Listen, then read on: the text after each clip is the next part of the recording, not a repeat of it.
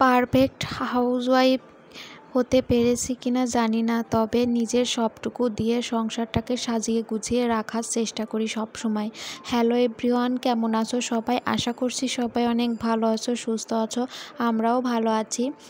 তো আজ হলো বুধবার, আর এখন ঘড়িতে বাজে 11:30। তো এখন থেকেই তোমাদেরকে সাথে নিয়ে ব্লগটা শুরু করছি। আশা করছি আজকের ব্লগটাও তোমাদের ভালো লাগবে। যদি ভালো লাগে তাহলে প্রথম থেকে শেষ পর্যন্ত দেখার অনুরোধ রইল। তো আজকেও জানো তো সকাল থেকে ব্লগটা শুরু করতে পারিনি। কালকে রাতে চার্জ দিতে ভুলে গিয়েছিলাম। মানে ওই যে মানে ভেবেছি যে চার্জে দিয়ে তারপরে ঘুমাবো, কিন্তু কখন যে ঘুমিয়ে গিয়েছি ঠিকই মানে বুঝতেই পারিনি আর কি। তো এই জন্য ফোনটা চার্জও দিতে পারিনি, আর তোমাদের সাথে ভিডিও শেয়ার করতে পারিনি সকাল থেকে। তো এই যে ফোনটা চার্জে দিয়ে তারপরে আর কি ভিডিওটা শুরু করলাম ওই যে 11:30 থেকে। তো মামামের জন্য সকালে ডিম সেদ্ধ দিয়েছিলাম। মামাম জানো তো একদমই সকালে ডিম সেদ্ধটা খেতে চায় না। তো এই যে বেলার দিক করেই মামামকে ডিম সেদ্ধটা দেওয়া হয়। তো ওই যে 11:30 বাজে। তো ঘরের সকালের কাজ মানে ঘরের কাজকর্ম সবটাই তো সকালেই করে নিয়েছিলাম। তারপরে দেখতেই পাচ্ছ মামাম সোনা খেলনাপাতি ছড়িয়ে ছিটিয়ে খেলাধুলা করছে সারা ঘর বাড়ি ভরে। তো এই জন্য আবার এখন আমাকে গোছাতে হবে। ভাবলাম তাহলে এখন থেকে ব্লগটা শুরু করা যাক। তো ওইদিকে মামামকে ডিমটা খাইয়ে দিয়ে তারপরে এই যে খেলনাপাতিগুলো ছড়িয়ে ছিটিয়ে রেখেছিল সেগুলো গুছিয়ে নিলাম, নিয়ে বিছানাটাও ভালো করে ঝেড়ে নিয়েছি। নিয়ে এখন এই যে ঘরটা আরও একবার ঝাড় দিয়ে দিচ্ছি। সকালে একবার ঝাড় দেওয়া হয়েছে, এখন আরও একবার ঝাড় দিচ্ছি। আরও যে দিনে কয়েকবার ঝাড় দিতে হবে তার কোনো ঠিক নেই।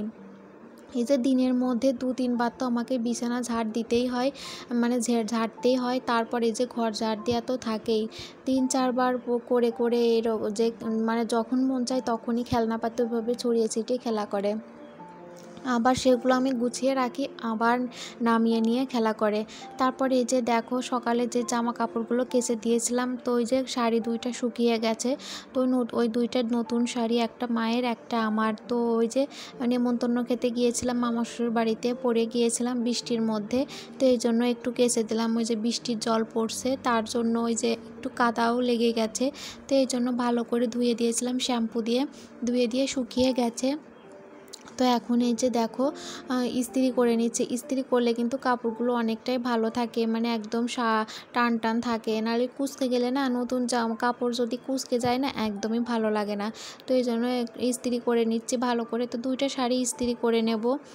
তো ইস্ত্রি না করলেও চলতো, খুব একটা কুঁচকে যায়নি, কারণ ওই যে জলটা মানে জলের মধ্যে চুবিয়েই তারপর আর কি মেলে দিয়েছিলাম। আর ওর কি ভালো করে যে জামা কাপড়গুলো যে চিপতে হয় না, চিপতেই তো বলে ওটাকে, তো ওইটা আর করিনি জানো তো, যাতে কুঁচকে না যায়। তারপরও ভাবলাম একটু ইস্ত্রি করে নিই, তাহলে আর কি ভালো হবে। এই নতুন শাড়িগুলো তো খুব একটা ওইভাবে পরা হয় না, কোথাও গেলে তারপরে পরা হয়। আমার যে কালো শাড়িটা না, ওটা মামামের বাবা আমাকে 3rd অ্যানিভার্সারিতে গিফট করেছিল। এই শাড়িটা ভীষণ ভালো লাগে, সবাই পছন্দ করেছিল শাড়িটা, আমারও অনেকটাই ভালো লাগে শাড়িটা। তো ওই শাড়ির সাথে পাঞ্জাবিও ছিল, অনলাইন থেকে আর কি অর্ডার করেছিল শাড়ি, পাঞ্জাবি আর শাড়ি। তো বেশ ভালো ছিল কিন্তু শাড়িটা। তো ওইটা ইস্ত্রি করা হয়ে গেছে। এখন এই যে শাশুড়ি মায়ের শাড়িটাও ইস্ত্রি করে নিচ্ছি। আর এই শাড়িটাও জানো তো আমার অ্যানিভার্সারিতে মানে দ্বিতীয় অ্যানিভার্সারিতে যখন আমার জন্য শাড়ি নিয়ে আসে, তো শাশুড়ি মায়ের জন্য একটা এনেছিল, আর এই শাড়িটা এনেছিল শাশুড়ি মায়ের জন্য। তো আর প্রথম অ্যানিভার্সারি কিন্তু আমাদের সেভাবে একটা কিছুই করা হয়নি, তখন সবে মাত্র মাম্মাম হয়েছিল। মাম্মামের বয়স তখনও 1 মাস হয়নি, 1 সপ্তাহ কি 2 সপ্তাহ মতো, তখন আমাদের অ্যানিভার্সারি ছিল। মামামের বাবা তখন আসতে পারেনি, আর তখন তো আমাদের মানে আতুর ঘর বলে না, সেটাতে ছিলাম। তো এই জন্য আর অ্যানিভার্সারি হয়নি। তো দ্বিতীয় অ্যানিভার্সারিতে আমাকে শাড়ি দিয়েছিল, তার সাথে এই যে শাশুড়ি মায়ের জন্য একটা এনেছিল। আমাদের কিন্তু সেভাবে এখন পর্যন্ত বিয়ের এই যে 5 বছর হয়ে গেল, এখন পর্যন্ত সেভাবে অ্যানিভার্সারি করাই হয়নি। সবাই কত সুন্দর অ্যানিভার্সারি করে, কিন্তু আমাদের এখন পর্যন্ত করা হয়নি।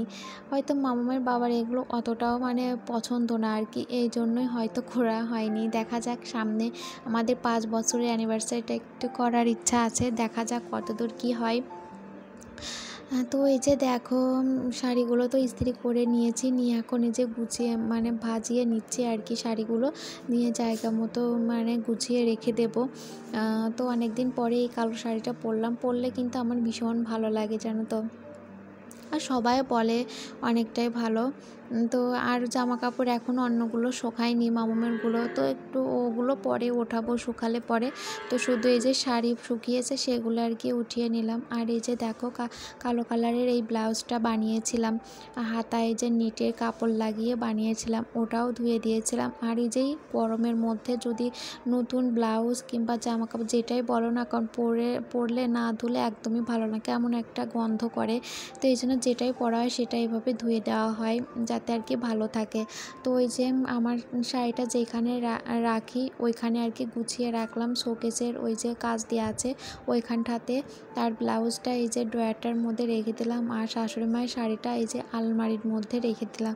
এগুলো শাশুড়ি মায়ের জামা কাপড় আর কি ওই যে ক্যাবিনেটের মধ্যেই রাখা থাকে। তো এখন আপাতত আলমারিতেই রেখে দিলাম, পরে আর কি ওইখানে গুছিয়ে রাখবো।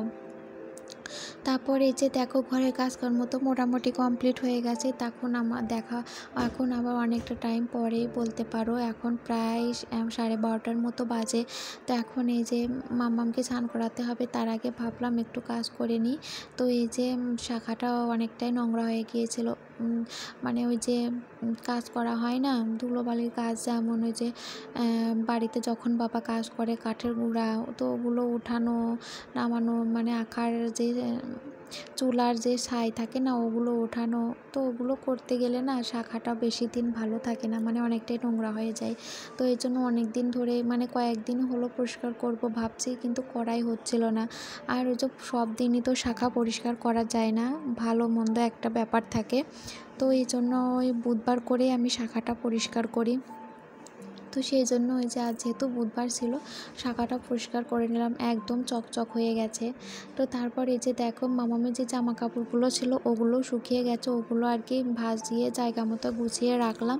তারপর এখন এই যে মামামকে চানও করিয়ে দিয়েছি, মামামকে খাইয়েও দিয়েছিলাম, দিয়ে এখন মামামকে ঘুম পাড়িয়ে দিয়েছি। দিয়ে তারপর একবারে তোমাদের সাথে দেখা হচ্ছে রাতে। তো এখন রাতে রান্নাবান্না করব।